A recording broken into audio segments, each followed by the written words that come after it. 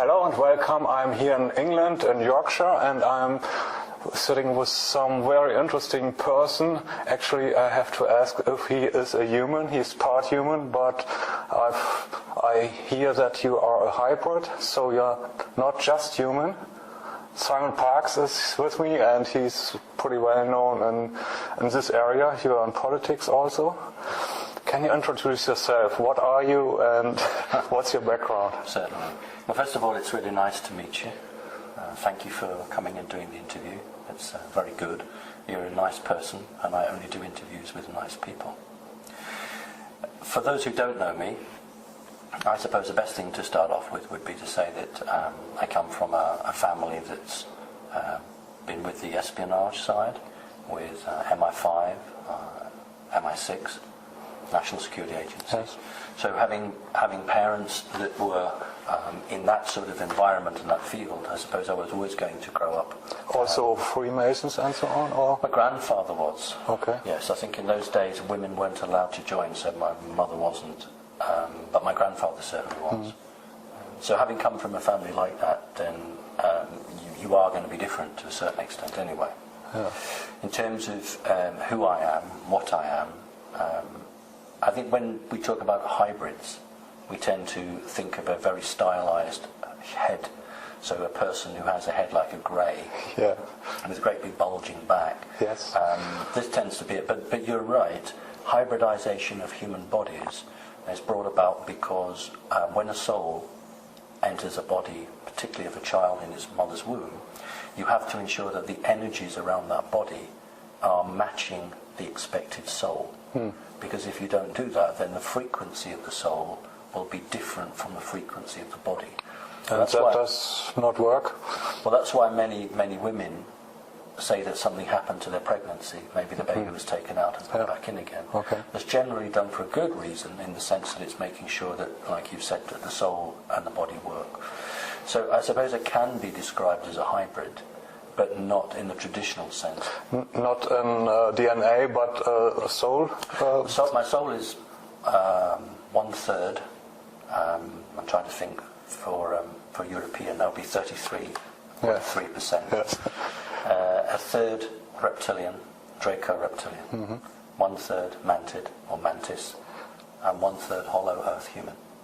Hollow earth humans. Yeah. So that's the soul. The physical body will be energetically very reptilian-like, but I don't look like a hybrid simply because the more you look like a hybrid, the harder it is to get about the planet you're on. Okay, let me ask, reptilians we can imagine, mantis, less people I think have heard about. What kind of a species is that? They're less well known. They look very insectoid. And many people who have mantis experiences are very scared of wasps because they remind them of mantis. Mantis, I think between 6 foot and 8 foot tall, very hard sort of body. Eyes take up maybe nearly a quarter to a third of the head. So very insectoid looking. Divided into 3 groups.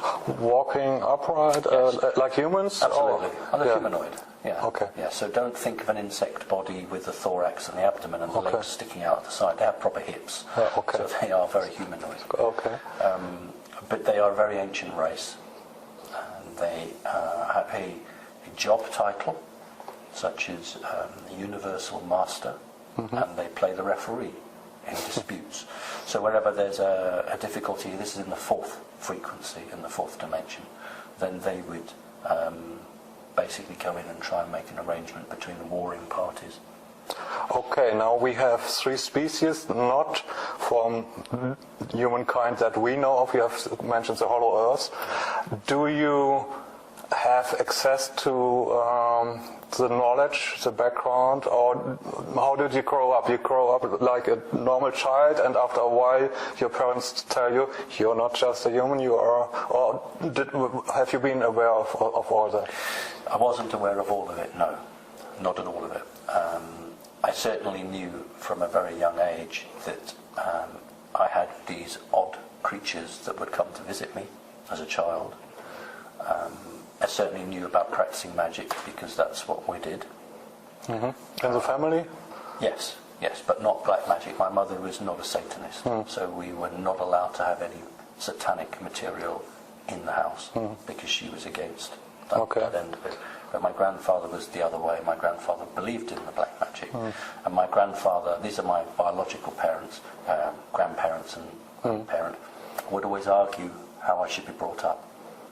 So they would have different ideas how I should be schooled and done. So, yes, interesting. I was aware of the creatures that would visit me. I would remember what had happened. I learned not to talk about it outside of the house. But, sorry when I interrupt you all the time, but there's so many questions coming up. Other kids grow up and they see monsters and parents say, there are no monsters, okay. So after a while they don't see anything anymore. How has it been in your family when you say, when you saw something? Did they say, yeah, that's real? Or what my mother said was, draw it and I'll take it to my friends and show them. So I would draw it with crayons and felt pens and paper, and then she would take them into the people she worked with, and that's how it was. Do you have some of those pictures? Yes, but you didn't ask me to bring them. If you'd asked me to bring them, I'd have brought them. Maybe we get some and can insert them later, okay? Sure. Yeah. So, what are you really aware of now, or how did you learn about these species? Is it something you know, or is it something you had to learn? What Hollow Earth people are, or what I had to learn was the culture, the rules, the law for each group. But in terms of the natural situation within that group, that is my right, because that is what I am. But every group has its own etiquette, its own rules, specifically the reptilian, which is very, very into ceremony and ritual, and you cannot make a mistake in there.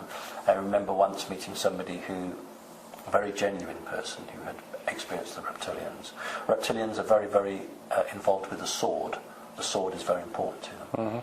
And one of the tests that you have to do is to throw the sword up in the air so it spins, and then as it drops, you're not allowed to go back from it. You have to catch the hilt of the sword.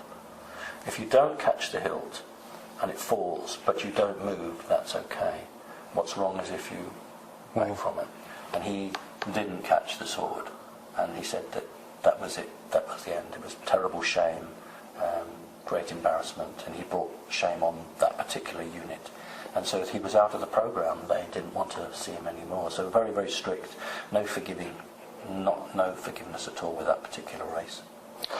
Okay, now you're talking about MI5, MI6 with your family background. Stupid questions. Does everybody in this area have connections with aliens, or is it special, or is it on some level of military intelligence that you know about these things? No, I would think in any security agency maybe only 10% to a quarter. So high ranks or what? Not just the high ranks, what's called a need to know. Yeah. You may have a specialism in a subject. You may be somebody who understands computers really well. So they would want you on the program cracking alien communications. So you would be briefed and talked to. So it's about what you bring to the organisation. So MI5, National Security Agency, will say, what do we need? What skills do we need? But no one gets the big picture, or only very few people. Yes, because if you have the big picture, then you can begin to put it together and understand what's happening, and then you become very dangerous to the organisation. In fact, the Americans and the British learnt with this compartmentalisation from the Germans. In 1936-37, when the Germans were building what became the Fritz X bomb, the first radio-controlled or TV-controlled bomb, guided bomb. And I think the Germans sank an Italian battleship with it. The 3 German companies working on it, and because they were 3 separate Gesellschaft, what they did was They compartmentalized all the teams, so no team from one company could talk to the team of the other company, and that set the model right through to this day. So that's where it comes from. So need to know is just the English, the good impression, the short word for it, but it was invented back then. Absolutely. And nobody knew that they were building a bomb, or what? The only people who knew they were building a bomb were the people at the end of the line who actually had the device on chains, because that's how they used to do it, and have it suspended from the ceiling. But the guys who were working on the TV camera, they wouldn't necessarily know. The people on the homing device wouldn't know. It's only when you looked at the casing of the device that was obvious that it was a device, a bomb.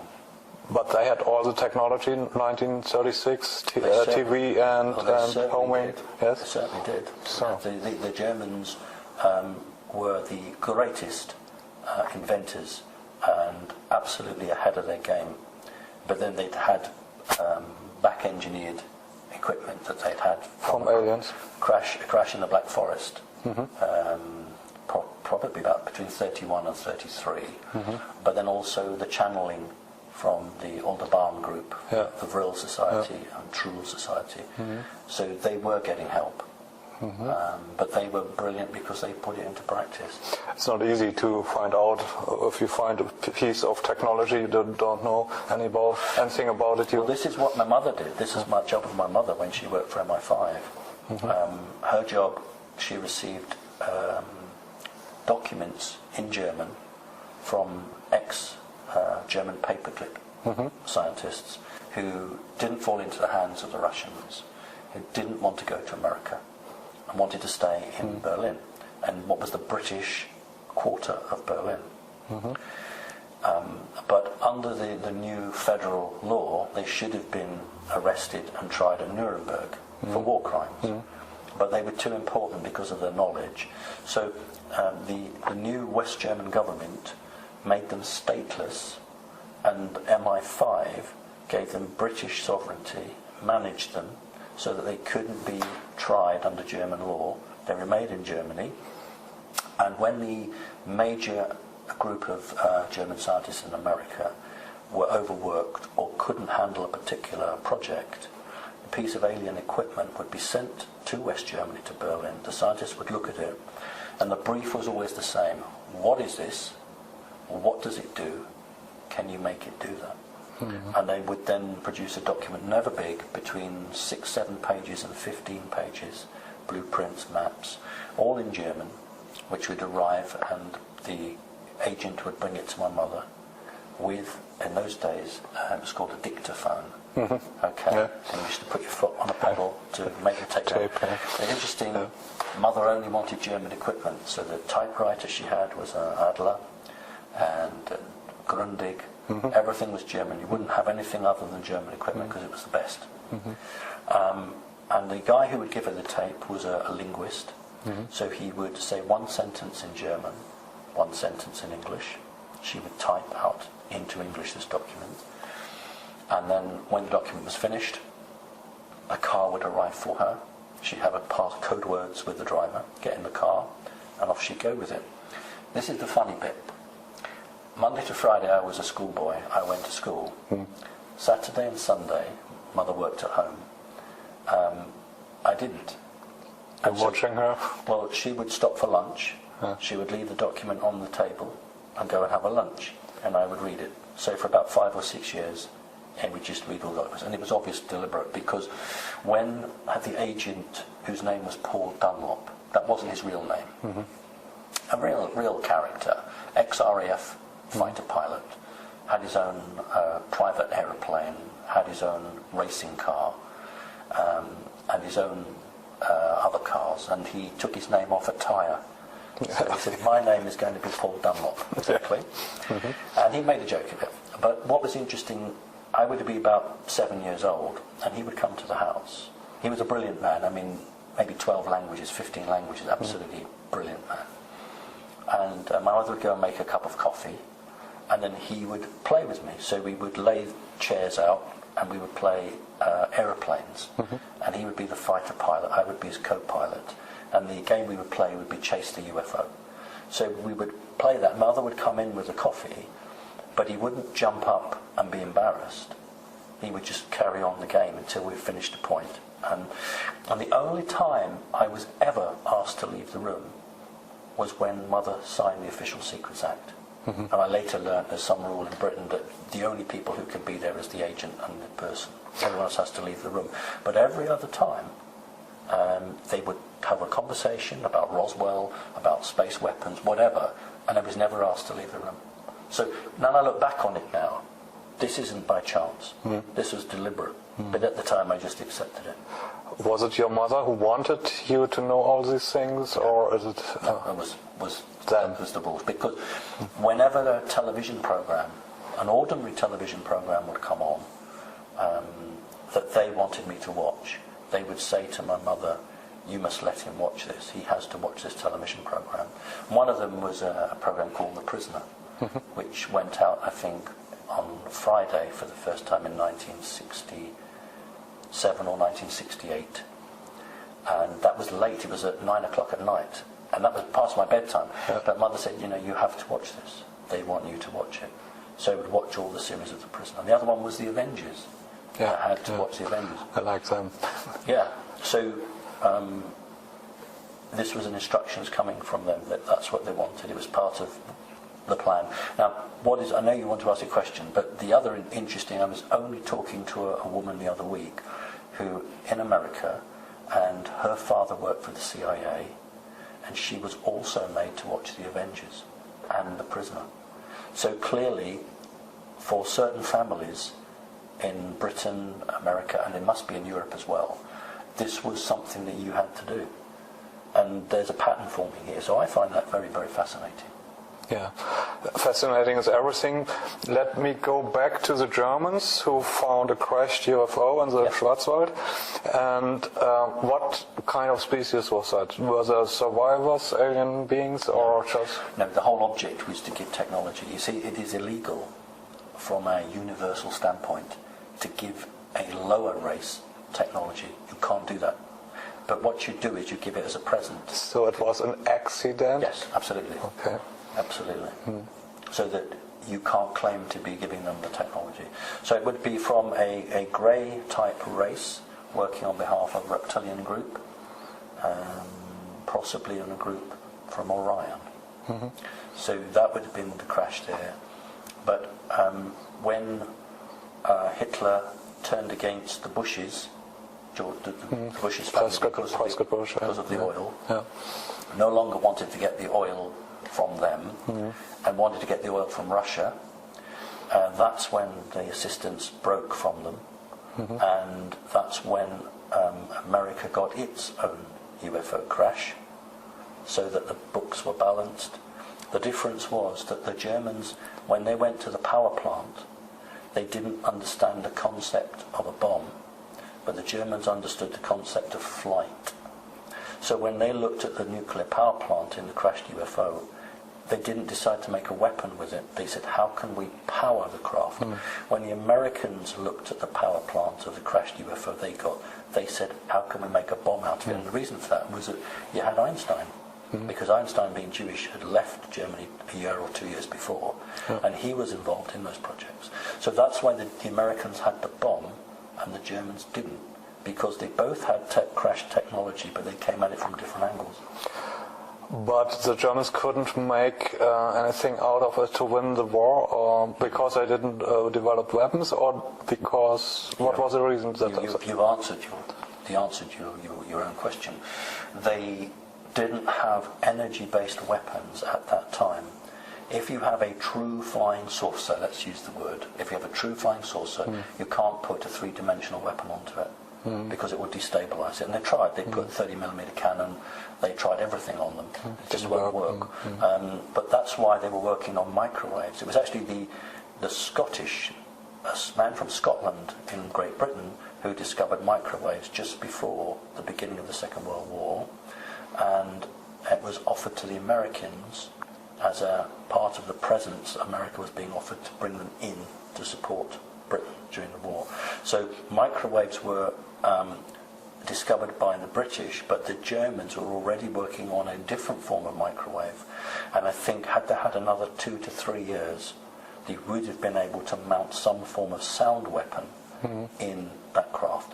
So the crafts were there, they were available, but they had no means of making an offensive capability out of them. And this is the difference. You see, the ordinary established historians don't understand. When Adolf Hitler talked about secret weapons, ordinary historians think he was referring to the V1 and the V2. He wasn't. He was referring to these wonderful machines, but they couldn't weaponize them. A lot of questions coming up.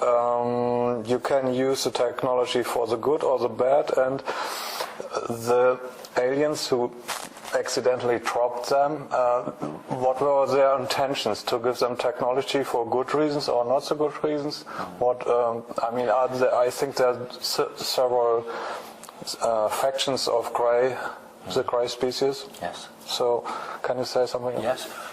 There is a group, very high alien group, very negative to humans, called the Archons. And the Archons wish to basically turn humans into robots.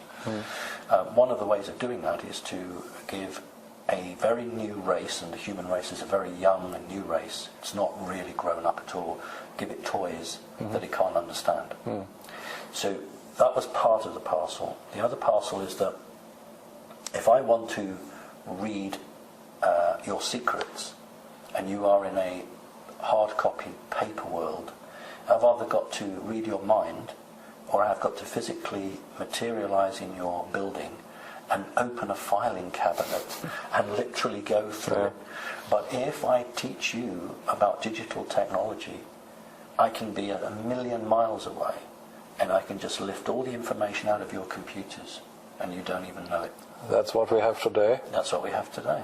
So whatever we are using is digital, the cameras? Well, that's why both Angela Merkel and President Putin, Angela Merkel has 12 typewriters, Erica typewriters, and Putin has 6. And they both have the most sensitive information is no longer done on computer. It is done on 1936 typewriters, so that they can't be read by the National Security Agency.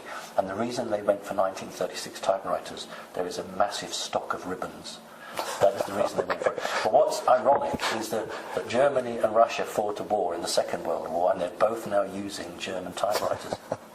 But that is because nothing is secret. Everything can be read. Yeah, everything that's digital, and yes.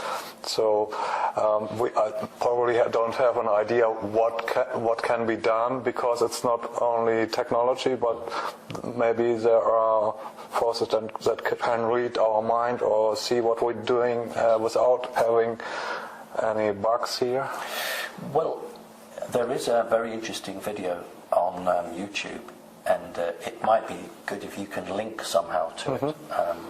It's very famous. It's done by NASA, and it's the one where an energy beam weapon fires from Earth, and then as an alien spacecraft takes an evasive action. I'm sure you're familiar with that. Well, what happens is that back in those days, that was Ronald Reagan's Star Wars, that the weapon was accurate, but the software that ran that machine wasn't fast enough to cope with the weapon. Now what happens is that when in a control room somebody says fire, they read that and they're already moving away before the weapon fires. So what these major space weapons now are all automated. There's no human brain to read. And that's why they're getting more success in hitting spacecraft now than they were 15 years ago. Because there's no human... If you're sitting in California or Atlanta, Georgia, and the weapon is 4,000 miles away, the alien piloting that craft isn't going to pick that up. So that's why they're getting them hit. So there are ways of reading people's minds, but there are ways of defending against that. But the technology, is there the danger of artificial intelligence becoming dangerous to us, like in Terminator, or there's a lot of sci-fi topics that they really go berserk or want to kill us? It's about controlling, it's not about killing. The whole object, literally, is to put a chip in everybody and control everybody. You see, 25 years ago, the top end of the negative Illuminati, wanted to destroy 3/4 of the population. Yeah. That don't need to do that anymore. That's not the plan. The plan is to put a chip in everybody, and you can control them. So the plan is very simple. It doesn't matter whether you're in Germany, in Holland, or in Britain. You see not just young people, but everybody walking around with their phone in their hand. That's what they do. Every time you go onto a major street, people have their phone in their hand. Yes. So what they do is they say, right, well, we'll put an app, an application in your mobile, and now when you want to buy something, you just go up to the counter and you can touch your phone, and that does it. The plan was, this was supposed to happen 15 years ago. They've been held up. The plan was they would then say, this is a real waste of time. Why don't we just put it in your hand? Yeah. You're so used to putting your phone down to pay for your cup of coffee that you just put your hand down now. And you don't need money anymore, and so then, of course, you can control everybody, because if someone isn't... Well, exactly, because they'd say, you attended a demonstration on Tuesday against the government. Yeah. We're turning your bank account off. Yes. That was the whole plan, but they're behind. They're very cross because they're 15 years behind with their plan to do that. That's a good thing. Oh God, it is, absolutely. So we're coming from the past to the present, and of course there's many years between that, and universes we can talk about. But now we are here, and there was 2012 when we thought maybe that's a year where everything is changing, and then we saw, they didn't really change. But now we see, and my impression is that things are changing. Now we have 2015, it's not 2012. Do you see a change in humanity? Are people waking up to all these things? And is that a game changer, or where does it lead? On the 21st of December 2012, there was a massive change. The problem is that most people wanted the sky to rain fire or the ground to open. Something to see. Yeah. Something to see. Even in the Bible, it's God give me a sign. Yeah. God sent a flaming bush. So we are in a physical 3D world, and we expect that. No, that's not how it is. It's about energy change. And in all of the major countries, Western countries, crime has gone down since 2012. Oh. But what has happened is the vicious crime, the nasty crime, has gone up. Yeah. But the overall crime figures have gone down. And that is because good people are getting better, people average are getting good, and the bad people are getting worse. So we are going to have a division between those who clearly understand one way of life and those that cannot change. And that's where we're going. And that is from 2012. So we have a game between black and white, so to say, good and bad. So and there's aliens, different, a lot of species, I think. We've just mentioned a few, I think. There are probably more, and they can be good or bad or something in between. Can you tell something more about those species? The important thing is that when we talk about good and bad, we have to be very clear from which perspective we're looking at. As shocking as it is for your viewers, for the reptilians do not believe them, the draconian reptilians do not believe themselves bad. They believe they have an absolute right to do what they do. So they would be absolutely shocked if you thought they were bad. So we're looking at it from our perspective, but what we use is common rules, common law, and that no one species has the right to harm another. That's my view. You have no right to force another one into slavery. So if we are looking at those who wish freedom, they must be good, and those that don't wish freedom, well, maybe they're bad. So we have two key players. We have the Draconis reptilian, and we have the Archons. These are the two major players, and unfortunately they're both very, very negative to the development of humanity. The Archons are not reptilian, or...? No, they're not. They are more of an energy-based form. They may have a reptilian signature to them, but they are of a very different life force. I've heard that the Nag Hammadi scriptures found at the Black Sea addressing the archons a lot. Yes. Is that right? Yeah. And so well, this is, of course, where Jesus was taught. Yeah. And they are how much influence? And is there a fight between these forces, or are they working together? Or no, the reptilians would not accept that they were being manipulated. Too proud. But they suspect it, and they know it really. But they get something out of it, so they play the game. But we have a loose confederation of humanoid beings who have a responsibility to Earth humans, who in the last 5 years have formed a council or a federation, whatever you want to call it. So that's the white dragons or something, or not? No, those would be more to do. My understanding would be what the white and the red dragons. These are ones linked with China, but we'll come back to that. So what I'm saying is that there have always been individual human races who, operating individually, have become involved on this planet to try and balance the books. But in the last 5 years, these groups have worked together as a team, and this is what's causing the change, because one group on its own couldn't counter the negative effects, but 5 or 6 groups working together can, and that's where we are at the moment. You said they're humanoid, but that doesn't mean humans like us. No. So they can, you said 4, 5 or 6 species. Can you elaborate about them? Well, what I would say is that all humans originally had 12 strands of DNA. Okay. And sometime between maybe 220, 250,000 years ago, the humans were tricked by a reptilian task force and had the 10 strands removed. But the law of the universe is that living matter like that cannot be destroyed. And so it was turned into an energy form and phased between the 3rd and 4th dimension, and that's what your higher self is. That's what hangs over your body. And so when the New Age talks about ascension, that's not really right. We're actually drawing our DNA into our bodies energetically. Now, each of those strands of DNA relate to an alien race. Because through that we have connection to any race really, but any race that has a connection with humans. So a race that's playing a very important part at the moment are the Nordics in terms of Russia, and the tall whites in terms of America. So you have a range of beings right across the spectrum, all either just vying for some bit of real estate, as the Americans would say, or positioning themselves so when the change comes, they want to be in on the act.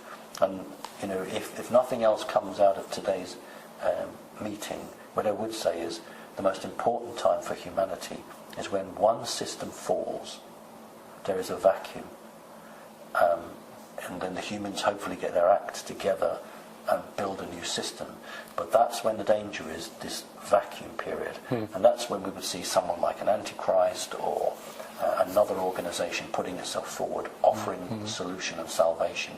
So that's when we have to be careful that people don't come in selling us a solution to a problem. Yeah. It's complex. There are these forces who want to work for humanity together, but there's also the negative forces, and they're all working together with parts of governments. Let us take America. Does the reptilian and the draconians have influence on the government, and are there different factions in America and other countries also who are fighting against each other? Well, the tall whites influence the American military. The draconis reptilians influence the politicians, and also the most elite in the money side.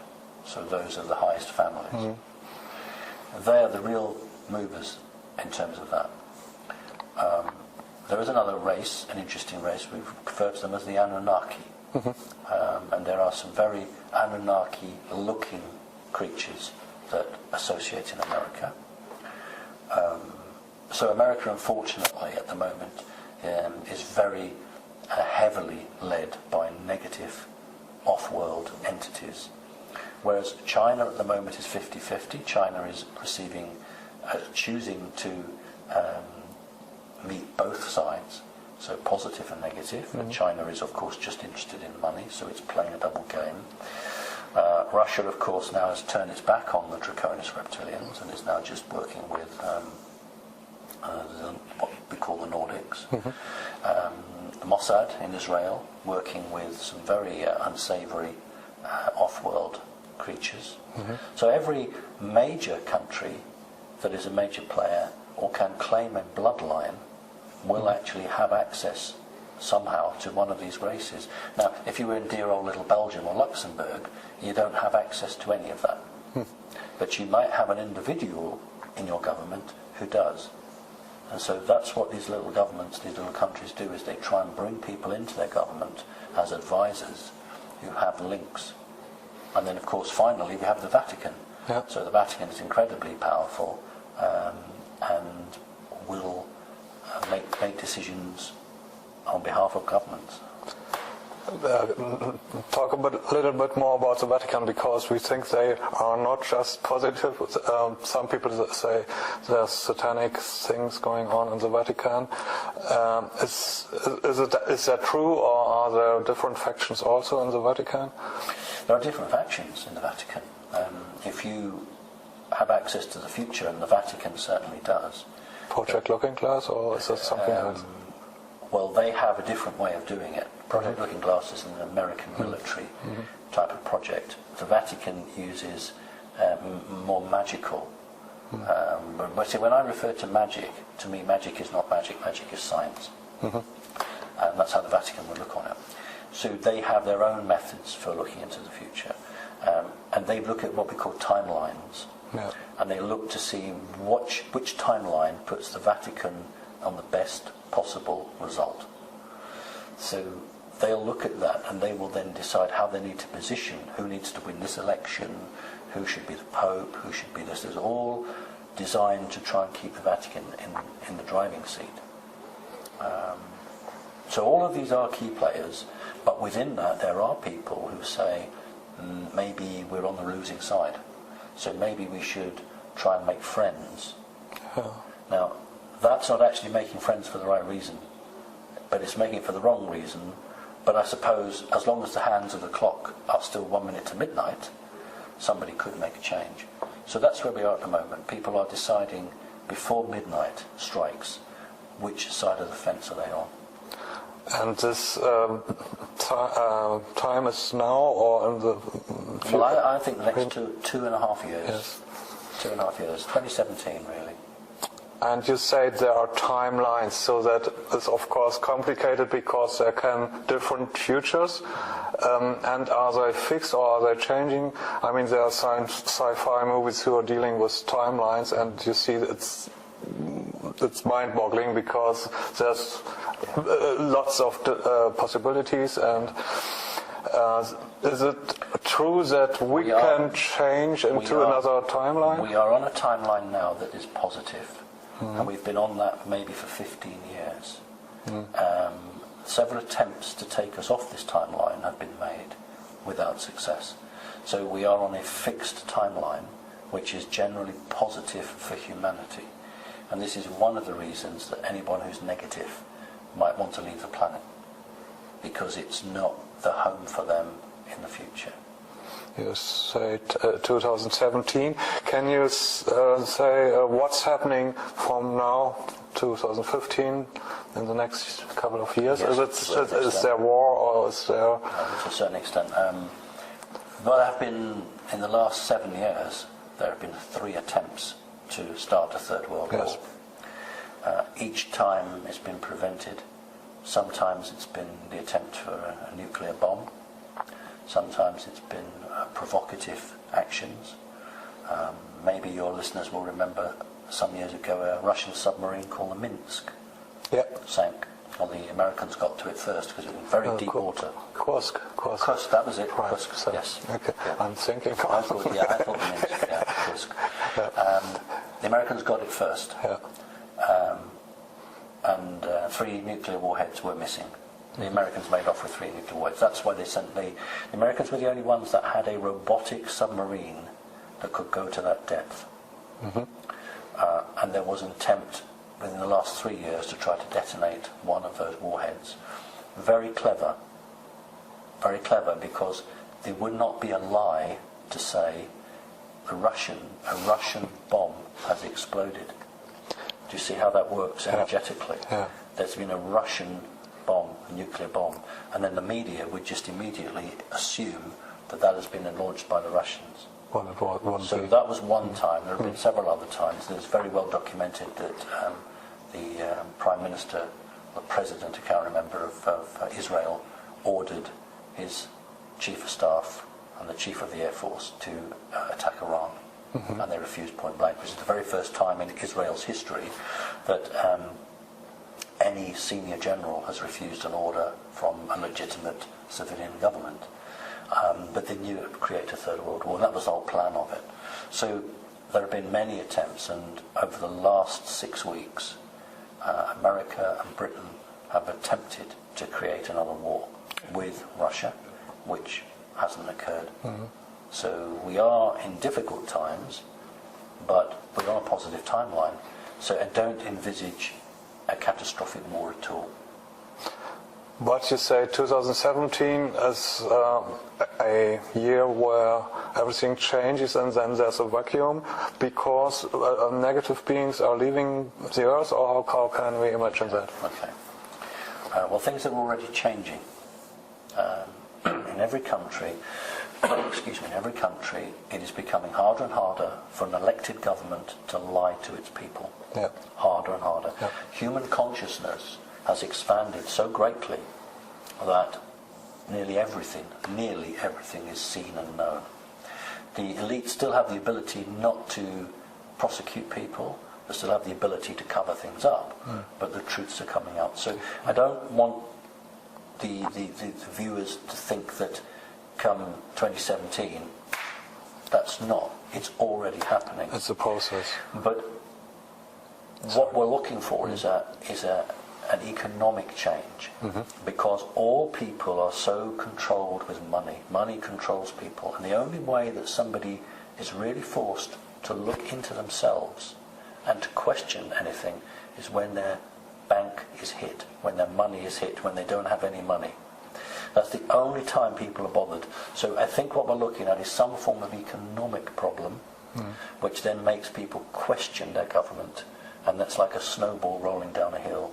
And that, I hope, will be the emphasis that makes people start to question everything.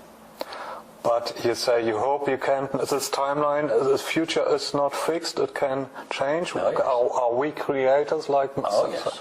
And Absolutely. can we change the future? Well, that's why we needed, in 2012, we needed a critical mass of people on the planet to have moved spiritually enough to show that the human race was ready. And when you have a critical mass of people, if you can actually get them working together, you can really create something out of thought. There is still a possibility that we could be jumped to a more negative timeline. It's unlikely, but it is possible. So that's why I'm always saying I can't be certain. Sure. But I'm certain enough that this is the best position we've been in. I know it doesn't look it, but we are actually in the best position. The only thing is we are behind our schedule. The positive forces and the negative forces are behind also. So. Well, no. Well, yes, but the point is that the humans, in their development, the last 6 months have been slowed down. That's what I mean. So they're behind. They were doing really well, and then probably. There was what we call a blanket of energy around the Earth. It was a reptilian energy. It was like, if you imagine dropping a blanket over something, it smothers it, doesn't it? It smothers it, and this is what they did. And it's had a slowing up effect on people's spirituality. But also the negatives are delayed, but the negatives are delayed more. The negatives have been delayed on a technological level and also on an energy-based level. So if we were to look at the two on balance, then the positive side is ahead, but not by much. And there's a deadline for the dark forces to reach their goal, or? That's right, 2017. Yeah. And if they don't manage till then, they have to leave? If they don't manage it, then they'll never gain control. Then those that can... They know it? Yes. That's what the Georgia Guidestones were. That's why they were symbolically taken down and smashed, and you were given a date of 2016. Those that can leave will leave. Those that can leave have already probably left with all the gold that they could take with them. But there will be an awful lot of people who can't leave. They'll be the ones that'll be running around with not knowing what to do. Can you elaborate on how many aliens of several species are on Earth? And very few. Very few. Draconis reptilian, just a few hundred. And greys now, because lots of them have been removed. Again, if we're pushing 1,000, I'd be surprised. Nordics, just 3, 4, 5, 6. Because they will come in for a meeting and go out again. You don't want people to think that all these alien groups sit there all the time. They don't. Because you can get caught, you can cause problems, so they will come in, have a meeting. This is what happens with the Rothschilds. Once a quarter or once a month, depending, the Rothschilds will sit down with all heads of family. They have these chairs with the holes in the back so for the tails of the, is that right? Spines as well. Yeah, okay. Yeah. That's always the big wooden chair that sits at the front. And then the families all sit around in a circle or a semicircle around. And each family member has to make a report over what he's done, and then the entity listened. So, but they then go. So they don't sit there all the time. How do they go, by spacecraft, or are there portals like something? A portal, yeah. And has it to do with the portals 2017 that they are being closed or something? Yes. If you think of a mine shaft, lots of coal mines in Germany, and you use wood or something to prop those coal mines up, over time they begin to collapse and you have to shore them up with more wood. Well, part of the CERN collider, the CERN device, was to literally push energy up the portal to push it back out to maintain it because it's collapsing. That was one of the reasons for the device. And did it work? No, it didn't. The machine collapsed, the machine broke. So they've got, and that's why they're desperately wanting to revamp it. They've got till 2017 because by 2017 this particular portal will collapse. And this is the major portal linking to a fourth dimensional area. And without that, they can't bring any more reserves in. There's so many questions, and I don't know what to ask next. We have to come to an end of this interview, otherwise we can talk for hours. But hollow Earth is interesting for me. So the Earth is hollow? No. Not No. at the physical level? Or No. You said you come from hollow Earth? I know, it's the terminology. I don't want you to think of a ping pong ball. It's not like that. It is perfectly possible to bring another dimension into a solid object. And when you create another dimension into a solid object, then the object within that field doesn't exist. So you can have a fourth dimension in a third dimension object. I see. But the chair or the table isn't there. So it's called hollow Earth because it appears to be hollow, because you appear to have a community living in Earth. But if you were to send sound waves through it, Or then, probe. unlike the moon, which is hollow and has given a hollow ping back, but with the Earth you would actually have a solid thing because we're talking out of phase with a third dimension. Will we have access to higher dimensions in the future? When every human regains his or her 12 strands of DNA, people think that this is what they're about, this is what humans are about. This is not what humans are about. When humans connect with their 12 strands of DNA, they will learn what being human is. We won't need the internet because we'll have telepathy. All humans originally had telepathy. Telekinesis, the ability to move objects around, that's normal for humans with 12 strands. But you see, a human with 2 strands of physical DNA, which is what we have on this planet, you are intelligent enough to work, but you're not intelligent enough to think yourself out of prison. That's a slave system. This is why we only have 2 strands of DNA. But when we reconnect, energy-wise, we will be able to create a reality. And the best way I can describe it is like that. You create a reality here, and the denseness is incapable of reaching your thought, because you have created another way beyond the thought processes of this entity. And that is the only way humans will become free, because they will change their reality. They will change their way they are. On a physical way, it's like if you go to get the bus at 9 o'clock in the morning, and you think, right, I'm going to go at 5 to 9 in the morning. So that's a physical, but on an energy way, you can change how you are. And that is what will happen. Because other than that, we will not be able to outthink these creatures who are vastly superior intellectually to us. Is there anything that we, our audience, can do now to change the game for themselves, to remember what we really are, or is there any advice for our audience? It's difficult, because humans generally always want an organisation to come in and save them. Yeah. And I always make the joke about the 7th Cavalry, they blow the bugle and the 7th Cavalry gallops to the rescue. Yeah. And all throughout, on a serious note here, all throughout Earth's history, people have looked for a saviour. And this is wrong.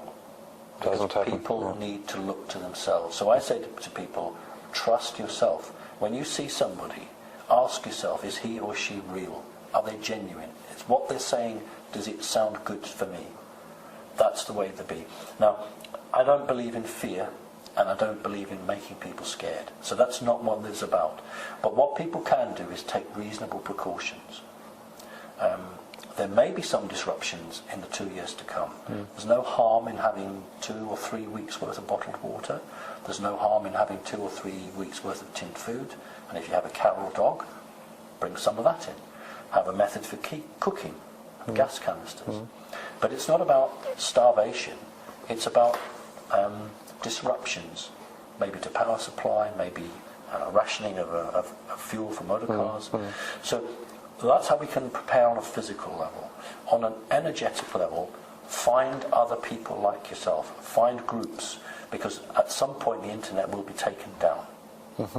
Not forever, but for a period of time. So establish contact now with groups, and form meditation groups, send healing to different places. If you think that there's a political leader who is under pressure, send some good work to him or her. So actively take the fight to the enemy. Now that's where we are now. But if a person doesn't want to do that, doesn't want to put their head above the parapet, as we say in England, that's fine, I fully understand that. There's other things they can do. They could do some research, or they could support their friends. So everyone who's good should do what they can to help others. And that's the difference between serving yourself and serving the wider population. So what I'd say to people is, don't panic, trust yourself, and if you can help the human population, please do so. So that's a nice ending of our interview. Of course, we could talk for hours, like I said before, but there's a lot of interviews around on the internet with you, and Henning Witte will do some with you, and it's very interesting. It's been great to talk to you, and I hope our audience will make something out of it. And thank you for the insight. Pleasure. Thank you.